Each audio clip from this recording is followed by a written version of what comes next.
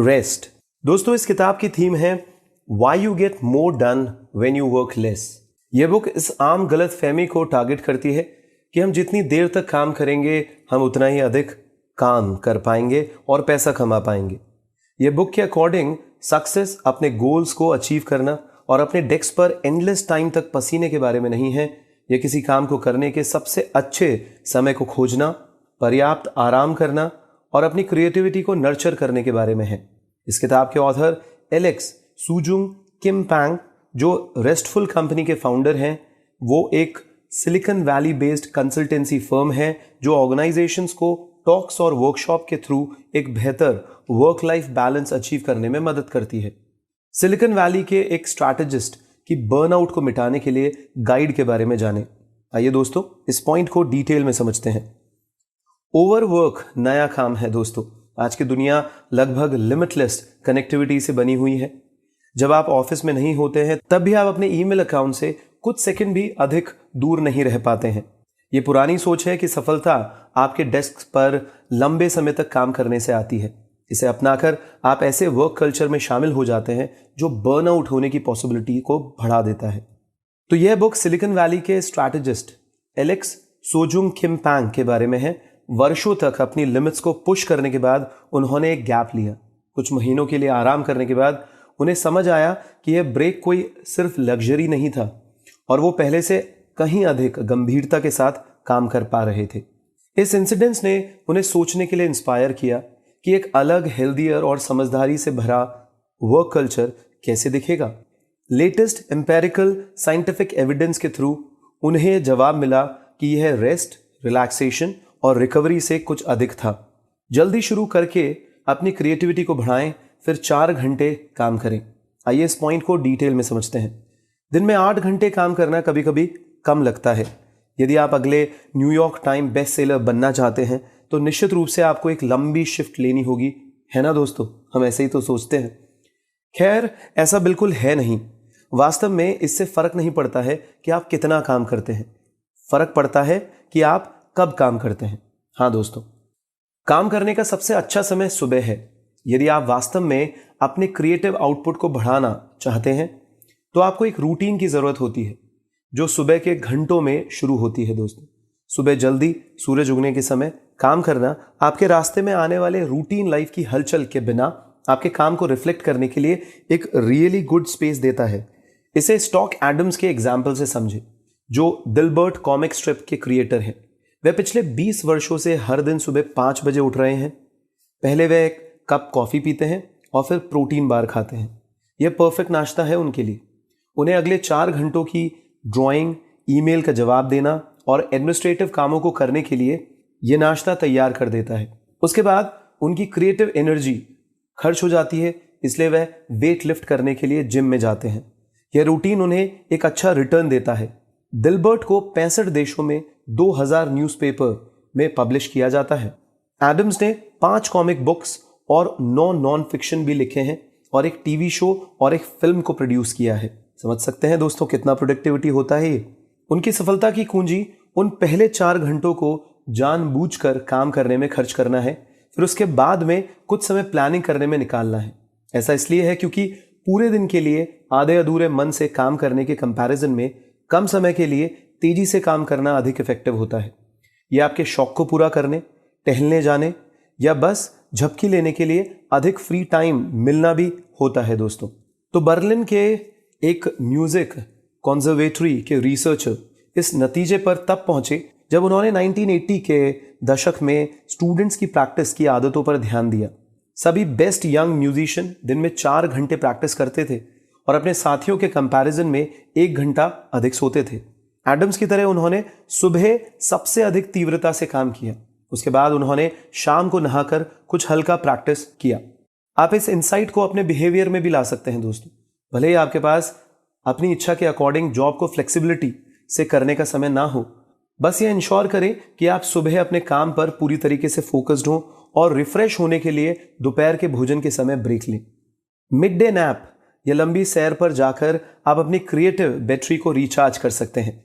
आइए दोस्तों, इस पॉइंट को डिटेल में सुनते हैं। तो एनर्जी को खत्म करने वाले मेंटल वर्कआउट से उभरने का सबसे अच्छा तरीका क्या है? वैसे आपकी क्रिएटिव बैटरी को रिचार्ज करने के 2 प्रूव्ड तरीके हैं, चलना या छोटी सी झपकी लेना यानी पावर नैप। इसलिए टहलने से शुरुआत करते हैं। टहलना आपकी क्रिएटिविटी और काम के बीच के रिलेशनशिप को बढ़ाता है। ऐसा इसलिए है क्योंकि ये आपके सबकॉन्शियस को एक्टिवेट करने का एक शानदार तरीका है। ये आपके दिमाग का वह हिस्सा है जिसमें आपके कई बेहतरीन विचारों का डेवलपमेंट होता है। 19th सेंचुरी के मैथमेटिशियन विलियम रोवन हैमिल्टन का एग्जाम्पल ले लीजिए। उन्होंने अपनी पत्नी के साथ आयरलैंड के रॉयल कैनाल में घूमते हुए एलजेब्रा की सबसे फेमस पोस्टुलेट को डेवलप किया था दोस्तों। बाद में उन्होंने बताया कि वह उनके दिमाग में कैसे आया। यह बताते हैं कि अचानक उठी स्पार्क को देखकर यह पोस्टुलेट उनके दिमाग में आया था। वास्तव में चलने का क्रिएटिविटी से करीबी रिलेशनशिप होता है दोस्तों। इसे 2015 में स्टैनफोर्ड यूनिवर्सिटी में की गई एक स्टडी में भी प्रेजेंट किया गया था। रिसर्चर्स छात्रों की डिफरेंट थिंकिंग स्किल्स को टेस्ट करना चाहते थे, एक प्रकार की सोच जिसका पर्पस एक प्रॉब्लम के जितने हो सके उतने सॉल्यूशंस को ढूंढकर क्रिएटिव विचारों को जनरेट करना है। स्टडी में पता चला कि जो पार्टिसिपेंट्स ट्रेडमिल पर अपना समय अधिक बिताते हैं या बाहर टहलने जाते हैं, उनके डेस्क पर बैठकर एग्जाम देने वालों की तुलना में अधिक नंबर आए।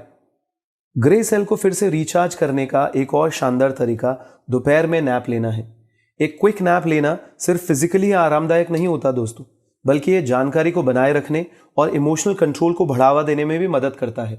जर्मनी के डेसेल्डॉर्फ विश्वविद्यालय के एक स्लीप साइंटिस्ट ओलाफ लहल ने 2008 में एक स्टडी की थी जिसमें दिखाया गया था कि कैसे कुछ झपकियां लेने से मस्तिष्क के नए डेटा को बनाए रखने की पोटेंशियल को सपोर्ट मिलता है। लाहल ने पार्टिसिपेंट्स को 2 ग्रुप्स में डिवाइड किया और उन्हें 2 मिनट में 30 अननोन शब्दों को याद करने का काम सौंपा। एक समूह को टेस्ट से पहले झपकी लेने का मौका दिया गया था, जबकि दूसरे को पूरे समय जागकर रखा गया था। पहले ग्रुप ने दूसरे की तुलना में काफी अधिक संख्या में शब्दों को याद किया था। काम के लिए सही समय चुनना क्रिएटिविटी के लिए अद्भुत काम करता है। आइए इस पॉइंट को डिटेल में समझते हैं। एक कहावत है कि it's best to quit when you are ahead, यानी जब आप आगे हो तब छोड़ना सबसे अच्छा रहता है। जब आप काम कर रहे हो तो ये याद रखने के लिए एक बड़ा आइडल सेंटेंस है। सही समय रुकने को चुनना आपकी क्रिएटिविटी को सपोर्ट करता है दोस्तों। ऐसा इसलिए है क्योंकि खुद को ओवर एक्सटेंड करने से ज्यादा खराब कुछ भी नहीं है दोस्तों।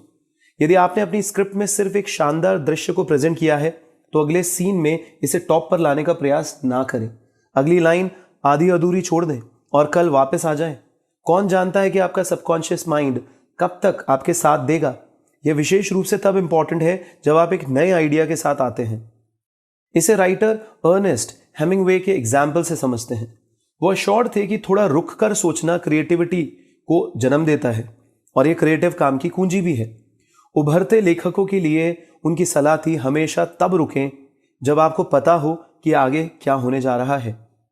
किसी काम को करने से पहले अपने दिमाग में कॉन्शियस थॉट लाने से हम थक जाते हैं, तो उस विचार को थोड़ी देर के लिए रोकें और एक ब्रेक लें या एक अलग काम करें। लेकिन इसके लिए सिर्फ हेमिंगवे की बात को ही मत मानिए दोस्तों। हाल ही में सिडनी के यूनिवर्सिटी के सेंटर ऑफ द माइंड के रिसर्चर्स ने एक स्टडी में दिखाया कि काम करना बंद करने के लिए सही समय को चूज करना कैसे फायदेमंद हो सकता है। उन्होंने स्टूडेंट्स के 2 ग्रुप को कागज के एक टुकड़े से जितना हो सके उतने क्रिएटिव यूजेस को बताने के लिए कहा। एक ग्रुप ने बिना किसी रुकावट के काम किया, जबकि दूसरे ग्रुप ने ओरिजिनल पजल पर लौटने से पहले एक अलग एनालिटिकल टास्क को पूरा किया। दूसरा ग्रुप पहले ग्रुप की तुलना में कहीं अधिक सॉल्यूशंस के साथ आया। याद रखने की बात यह है दोस्तों कि सिर्फ इसलिए कि आप एक दिन के लिए बाहर आराम करने गए हैं, इसका मतलब यह नहीं है कि आपका दिमाग भी रेस्ट करके आया है। वास्तव में आपका ब्रेन अभी भी नए विचारों को ढूंढने में बिजी है। आपको बस उन्हें मैच्योर होने का समय देने की जरूरत है। जब आप अगली बार अपनी डेस्क पर बैठते हैं तो आप चकित हो जाएंगे कि वो विचार कितने बड़े हो गए हैं। तो कल के काम के लिए अपने दिमाग को तैयार करने के लिए एक अच्छी रात की नींद लें। आइए दोस्तों इस पॉइंट को डिटेल में समझते हैं। क्या ब्यूटी स्लीप ब्रेन स्लीप की तरह है? सोना यह सिर्फ हैंगओवर के लिए एक मैजिकल इलाज नहीं है दोस्तों। यह ऑफिस में गुजरे बुरे दिन और ब्रेकअप के लिए भी अच्छा है। ब्रेन टॉक्सिक्स से भी लड़ता है दोस्तों। वास्तव में नींद आपके पूरे शरीर को रिपेयर करने में मदद करती है। ऐसा इसलिए है क्योंकि जब आप सोते हैं तो आपका शरीर एनर्जी के लेवल को कम करके और सेल्स को रिपेयर करता है। आपका दिमाग भी बेकार नहीं है, वह रात को आपके दिन के एक्सपीरियंस को रिव्यू करके, यादों को रजिस्टर करके सबकॉन्शियसली उन प्रॉब्लम्स पर काम करता है जो आपको परेशान कर रही हैं। नींद के विभिन्न साइकिल्स के दौरान ये सब होता है दोस्तों। उदाहरण के लिए स्टेज 4 और REM डीप स्लीप दिमाग के डेवलपमेंट और मेमोरी को बढ़ाने के लिए सबसे इंपॉर्टेंट स्टेज है। स्टेज 4 स्लीप को स्लो वेव स्लीप के रूप में भी जाना जाता है, जब आपका शरीर GHRH नाम के ग्रोथ हार्मोन को रिलीज करता है, जिसका उपयोग घावों को ठीक करना, इन्फेक्शन से लड़ना और पुराने सेल्स को बदलने के लिए किया जाता है। इसके विपरीत REM जब आपके शरीर माइलिन का उत्पादन करता है, जो एक प्रोटेक्टिव फैट है, यह हेल्दी न्यूरल फंक्शन और मेमोरी के लिए महत्वपूर्ण है दोस्तों। उचित आराम भी आपको विभिन्न डीजेनरेटिव कंडीशन से बचाने में मदद करता है। तो 2013 में यूनिवर्सिटी ऑफ रोचेस्टर में की गई एक स्टडी में पाया गया कि चूहों ने सोते हुए बीटा एमिलॉइड नाम के टॉक्सिन को दुगनी स्पीड में रिमूव किया था, जो अल्जाइमर से कनेक्टेड प्रोटीन था। यदि आप नींद की कमी से जुड़ी पुअर डिसीजन मेकिंग और गंभीर फिजिकल बीमारियों से बचना चाहते हैं तो रात को उचित आराम करना जरूरी है दोस्तों। 2004 में एक सर्वे में पता चला है कि इराक में सर्व करने वाले अमेरिकी पायलट दुश्मन के ठिकानों पर बमबारी करते हुए 36 घंटे तक जागे थे। इस दौरान हुए सभी प्रकार के हादसों के लिए यह थका देने वाला शिफ्ट रिस्पॉन्सिबल था। इराक युद्ध के पहले वीक में हुई लगभग 64% मौत दुर्घटनाओं से हुई और फ्रेंडली फायर इंसिडेंट्स के कारण हुई दोस्तों, जिसमें थकान को जिम्मेदार ठहराया गया था। रात की शिफ्ट के वर्कर्स को भी नींद की कमी से उनकी सर्कैडियन रिदम्स बाधित हो जाती है, यानी रुक जाती हैं दोस्तों, जिससे अल्सर से लेकर हार्ट अटैक की प्रॉब्लम्स और ब्रेस्ट कैंसर तक जैसी हेल्थ कॉम्प्लिकेशंस पैदा हो सकते हैं। अन्य डॉक्यूमेंटेड इफेक्ट्स में high BP, hypertension, obesity, diabetes ये सब शामिल है। आराम करने और रिकवर करने के लिए समय निकालकर बर्नआउट को रोक सकते हैं आप। आइए इस पॉइंट को डिटेल में समझते हैं। हर कंपनी में एक व्यक्ति होता है जिसने हर एक दिन का टाइम टेबल बनाया हुआ होता है और पिछले 15 वर्षों से एक भी छुट्टी नहीं ली होती है। हालांकि इसे अक्सर कड़ी मेहनत और समर्पण के महान उदाहरण के रूप में माना जाता है, पर वो व्यक्ति स्वस्थ नहीं है दोस्तों। वास्तव में जैसा कि हम जल्दी ही जानेंगे, यह पॉसिबली बर्नआउट के कागार पर है। नींद की तरह छुट्टियां आपकी हेल्थ और खुशी के लिए इंपॉर्टेंट है। वेकेशन में आप आराम करते हैं और अपने शरीर और दिमाग को ठीक होने का समय देते हैं। 1948 से 1991 के बीच वुमेन होम मेकर्स पर की गई एक स्टडी से पता चला है कि हर 6 साल में केवल एक छुट्टी लेने वाले पार्टिसिपेंट्स को साल में 2 बार छुट्टी लेने वाले लोगों के कंपैरिजन में दिल का दौरा पड़ने की संभावना अधिक होती है। फिर 2015 में ऑक्सफोर्ड इकोनॉमिक्स द्वारा 971 एम्प्लॉइज का एक सर्वे किया गया। इससे पता चला कि कंपनी में अनयूज्ड वेकेशन की कॉस्ट प्रति वर्ष $224 बिलियन है। सोच सकते हैं दोस्तों, $224 बिलियन। इससे भी बुरा वो होता है जो कि वर्क प्लेस पर होता है। एम्प्लॉइज अपने काम में इंटरेस्ट खो देते हैं, कस्टमर्स और क्लाइंट्स के साथ उनका व्यवहार कम सहानुभूति वाला हो जाता है और डिप्रेशन, बर्नआउट और यहां तक कि सुसाइड के चांसेस भी बढ़ जाते हैं। तो इसे क्लियरली देखा जा सकता है कि रिकवरी कितनी इंपॉर्टेंट है। अब आइए देखें कि आप अपने रेस्ट को कैसे मैक्सिमाइज कर सकते हैं। जर्मन सोशोलॉजिस्ट साइबन सोनाटांग के अनुसार हमें इसके लिए 4 फैक्टर्स को ध्यान में रखना होता है: रिलैक्सेशन, कंट्रोल, मास्टरी एक्सपीरियंसेस और मेंटल डिटैचमेंट। रिलैक्सेशन बहुत हद तक वैसा ही है जैसा आप सोचते हैं। अपनी आंखों को बंद करें और समुद्र तट पर या एक स्पा में अपने अगले वीकेंड को स्पेंड करने की कल्पना करें और आपको पता चल जाएगा कि इस वर्ड का क्या मतलब है। कंट्रोल थोड़ा अधिक कॉम्प्लेक्स है। मूल रूप से यह बताता है कि आपको पूरी तरीके से ठीक होने के लिए कितने समय तक आराम करने की जरूरत होती है। सोनटैक बताते हैं कि सिचुएशन के अकॉर्डिंग बदलता रहता है। उदाहरण के लिए अपने ऑफिस, फैमिली और हाउस होल्ड कमिटमेंट्स की एक ज्यादा नंबर वाले वर्कर्स को उनसे कम कमिटमेंट वाले वर्कर्स के कंपैरिजन में ज्यादा समय को कंट्रोल करने की जरूरत होती है। Mastery experiences mentally stimulating, challenging और रिवॉर्डिंग टास्क होते हैं जिसमें आप अच्छे हैं। शतरंज के बारे में सोचिए या एक इंस्ट्रूमेंट प्ले करें। ये आराम करने के शानदार तरीके हैं क्योंकि ये बहुत एब्जॉर्बिंग होते हैं। अंत में टेक्निक डिटैचमेंट है दोस्तों। ये अपने डेली रूटीन से दूर जाने के बारे में है। इटली में एक सप्ताह या पहाड़ों पर एक लंबा वीकेंड बिताने से आपकी स्ट्रेस और बर्नआउट की संभावनाएं बहुत कम हो जाती हैं। अपने कॉग्निटिव परफॉर्मेंस को रिचार्ज करने के लिए एक्सरसाइज करें। आइए दोस्तों, इस पॉइंट को डिटेल में समझते हैं। रोड्स के scholar, Nobel peace prize winner और फुटबॉलर सभी में क्या कॉमन है? वैसे वे सभी जानते हैं कि फिजिकल एक्सरसाइज मन और शरीर दोनों के लिए बहुत अच्छी है। ऐसा इसलिए है क्योंकि इंटेलेक्चुअल पावर और फिजिकल एनर्जी साथ साथ चलती है। फुटबॉल खिलाड़ी बेरॉन विजर वाइट का एग्जाम्पल ले लीजिए दोस्तों, जो 1930 के दशक में पिट्सबर्ग पायरेट्स और डेट्रॉयट लायन के लिए खेला करते थे। या पेट हैडन का एग्जाम्पल ले लीजिए, जो 1970 के दशक में एलए रैम्स के प्लेयर थे।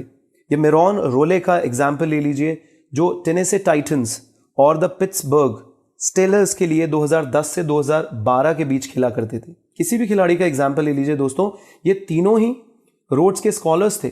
यहां तक कि वाइट सुप्रीम कोर्ट जस्टिस भी बने। वास्तव में एकेडमिक एक्सीलेंस अक्सर फिजिकल फिटनेस के साथ होती है दोस्तों।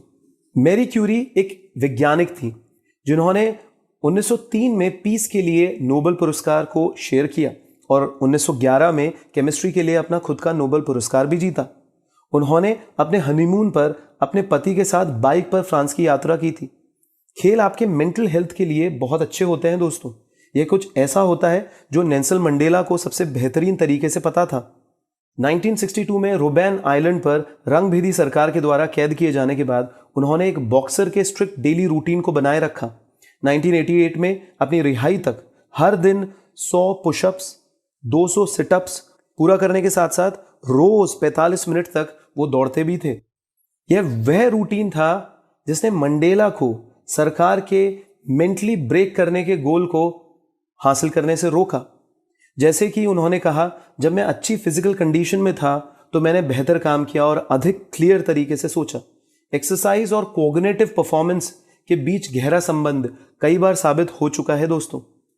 उदाहरण के लिए एक 2015 जर्मन फिनिश स्टडी में अधिक वेट वाले मोटे पार्टिसिपेंट्स के दिमाग को 3 महीने तक वजन घटाने और फिटनेस कोर्स को करने से पहले और बाद में स्कैन किया गया। सेंट्रल नर्वस सिस्टम की रक्षा करने वाले दिमाग के ग्रे और सफेद मैटर की क्वांटिटी में वृद्धि हुई थी दोस्तों, क्योंकि पार्टिसिपेंट फिजिकली अधिक फिट हो गए थे।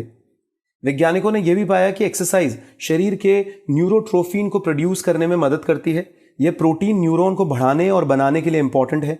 फिर मेमोरी भी इससे तीव्र होती है। मेमोरी एरोबिक एक्टिविटी से छोटे ब्लड वेसल्स को डेवलपमेंट की शुरुआत होती है दोस्तों, जो आपके ब्रेन में ऑक्सीजन युक्त ब्लड को बहुत अधिक कुशलता के साथ डिस्ट्रीब्यूट कर सकती है।